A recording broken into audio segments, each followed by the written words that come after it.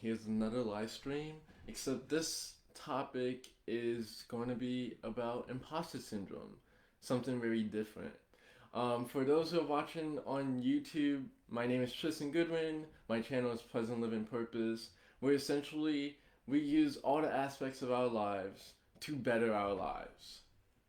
Now, this particular aspect is more so about how to redefine imposter syndrome, how to use imposter syndrome to understand yourself better, to get a better perspective about yourself. So, for those who don't know what imposter syndrome is, it is a phenomenon in which you feel inferior based off experience, based off like your workplace, um, and it can be mainly in a professional setting where you're probably in a crowd of all these people who are really good at what they do and you feel inadequate about it. So now this can also play out in relationships, and it can be mainly on a platonic level or it could be mainly romantic. But I'm going to share my experience with imposter syndrome and share like the things that I got out of that experience. So here we go. The first time that I experienced imposter syndrome was actually in my undergraduate years. I was a computer science major, and I was about like halfway done with that. I was like a sophomore to junior year student, and I remember I was with my classmates, friends, at this little talk that a Google representative gave. And while the person was talking about this special program that was exclusive to computer science majors, I was sort of thinking of my entire experience being that major. Like, I love technology, I'm a huge techie, software interests me, but not as much as it used to. And the thing is that I was surrounded by amazing people who was able to grasp concepts, who were able to answer questions with ease. But yet I had a bit of trouble catching up at that same speed. So I started to feel a little bit of imposter syndrome with that. So this was during the spring semester, so I told myself during the summer, let's improve my skills. I think this is the only way that I can catch up and be on the same wavelength with my classmates and colleagues. So in the summer, I found free courses for computer science classes. I was like, okay, awesome. I can definitely do this. I can definitely improve myself. And I did develop a schedule in which I took these classes and tried to do the homework. But the thing was that when I was trying to understand the coursework, it would just go over my head. I would just get really confused, really like crazy trying to get a simple concept. And I even joined physical groups during the times where you can meet up in person. And while that helped a little bit, nothing came through. And I really felt negative about my position. I felt like I was just wasting my time studying computer science, trying to be a programmer. And ultimately, I fell into depression because of that. It was that sort of depression where it's like, I have no idea what I'm doing with my life. I have no clue. I feel like I'm wasting my time. I'm just developing debt.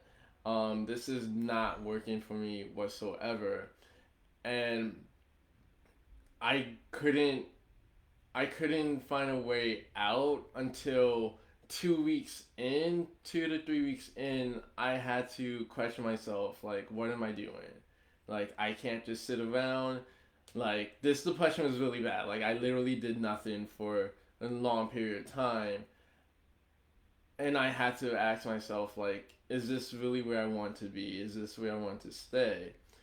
So I couldn't really do anything but other than to take a walk and acknowledge what I was thinking and feeling.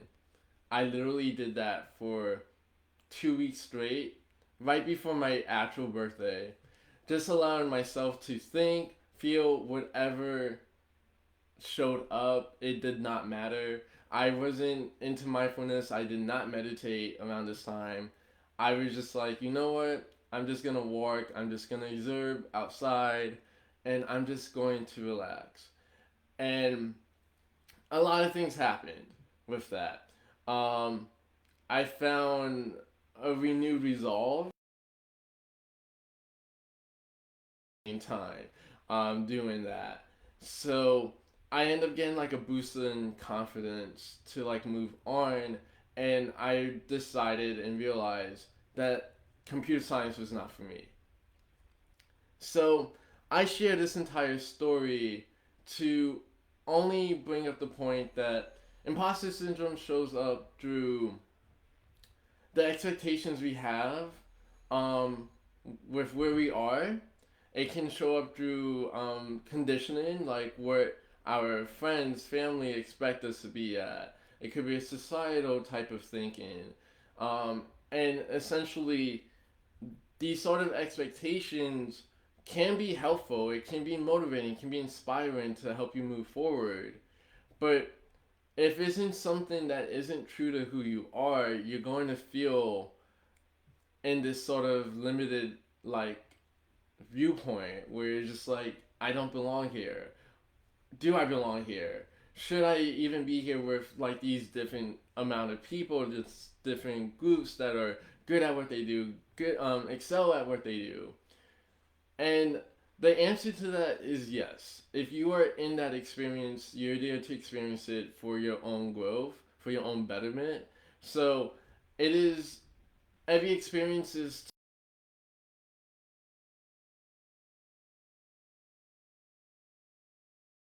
bad about it. You're gonna feel sad. You're gonna feel angry about it.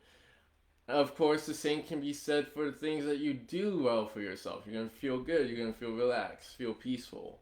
So, in my experience, imposter syndrome helped me not compare myself to other people. I used to have a sort of habit like that. It wasn't like over my entire life, but I did have high standards, and like I would always look up to those who just excel at what they did. Um, and it would eventually come to me comparing myself to other people, which is very damaging. But you yourself have your own gifts, your own abilities to showcase the world. You don't have to prove yourself to anyone. You, by just being here, do in this life, things for you to enjoy in this life. Imposter syndrome is just a phenomenon that is created um, due to the aspect of competition, really. I only found out about it because of college. I never really learned that term until otherwise. And it shows up mainly in our professional setting because there are a lot of different types of people that are really high on the competitive side who wants to be the top of their A game. And then there's some people like me who aren't so much into competition but likes to do whatever they want to do. So it just kind of shows up as a representation of where you are in your life and who you want to become. And it doesn't matter where you are, but don't let your thoughts like make you feel like you're not deserving, you're not worthy of being in the position that you are. Because if you're in a really great job and there's a lot of amazing people and you don't feel like you're part of that, don't really think that because there's a reason why you're in that job. And if you don't feel like you're up to par, then there's nothing that can really stop you from getting there other than yourself. So there's a lot of ways to look at this. I mean, if you're reaching a sort of point of depression, I am not a psychologist. I have to put that disclaimer out there. But you have to do whatever you have to do to take care of yourself. Take medicine if you need to. Talk to friends, family, anyone. to get yourself back in a stable position. But this journey is always a one step at a time pace, and you do not have to force yourself to become something that you are inherently not. Just stay true to yourself. That is what imposter syndrome is meant to showcase. The lies, the false lies that we think to ourselves. And when we encounter it, that's our chance to realize who we truly are, the truth of who we are. So, if this video helps, please give me a like, subscribe, watch out for my other videos. If there's any other topics, then please comment down below.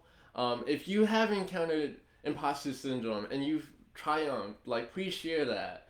Whatever works can work for other people, so let's keep that chain going. And once again, I appreciate you all for watching.